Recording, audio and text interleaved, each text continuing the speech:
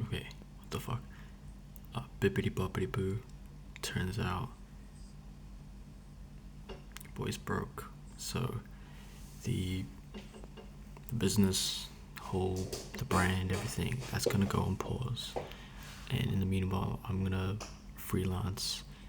It's basically just do work just without a brand slapped on, without any logo slapped onto my work, which is good. It gives me the opportunity to spend time like really upskilling and getting better at what I do. So I'm gonna have a look at model learning and all that stuff and get better at that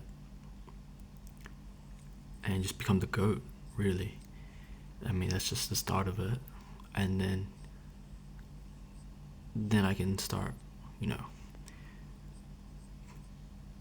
again. I'll explain later in more detail, or maybe I'll never, but who knows. Anyway, it was worth it, 100% worth it though. It's on pause, so it will come back. Maybe under a rebrand, maybe under the same name, who knows. But it will come back, but it's only going on pause, and it was totally worth it. Like, the lessons I learned and the experience I got, I would not have gotten, or at least I would not have experienced and learned all that I did within such a, well, within a short, relatively short amount of time. It would have taken me longer to have learned all those things had I not made any mistakes, had I not taken that risk. And so it's worth it, even though it kind of sucks, but it's worth it. And I'm pushing forward. It is 1 a.m. and I've just kind of been planning on the whole change in approach just now. I'm stripping down everything. Pause.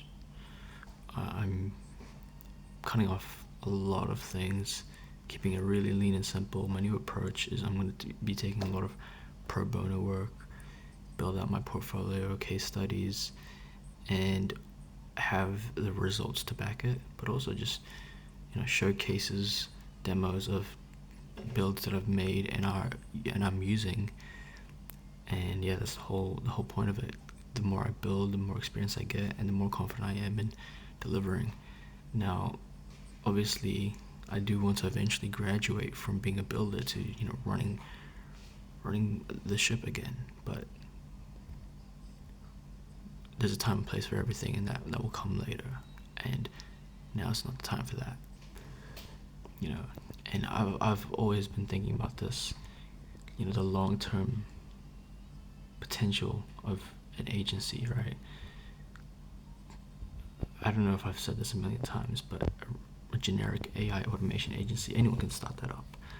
And it's so easy to find people trying to start one up on, like, if you go to Upwork, there's people that are out there looking for someone to partner up with on that platform. And I'm just thinking, well, you have to think about what differentiates you from everyone else. Is it your offer? Is it the way you deliver? Is it your branding? Everyone can do branding to differentiate. And, but at the end of the day, everyone provides the same thing. It's just middleware. It's just integrations. No one's building a real product. And there's sort of two ways to go about it. As far as I know, it's you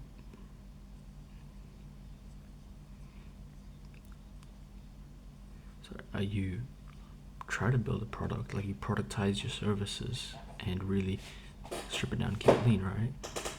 Essentially, you are building a SaaS product at that point. And then I thought about this one: what if you hire like ML engineers? But that's such a small use case. That's either big enterprise. It does give you big access to big enterprise accounts, but it also, you're limited to like legal and healthcare, where compliance is very important, and so having a local LLMs is a lot more advantageous and actually required. in some countries, and it's like, okay, well, you can go into there, and if you have someone who's an expert in compliance, SOC 2 compliance, and all that, then yeah, you have something that the generic AI automation agencies don't. I've always been thinking about that because I don't think I'd be proud of just being generic, you know. I want something that nobody else can have, and I want to be clearly better than everyone else, better or the only option. That sounds like some Bill Gates. I'm trying to dominate the competition through some like unethical practices, but like, no, maybe, no, I'm kidding. Anyway, yeah. So baby steps, baby steps. I just can't afford to run the ship right now. So, yeah.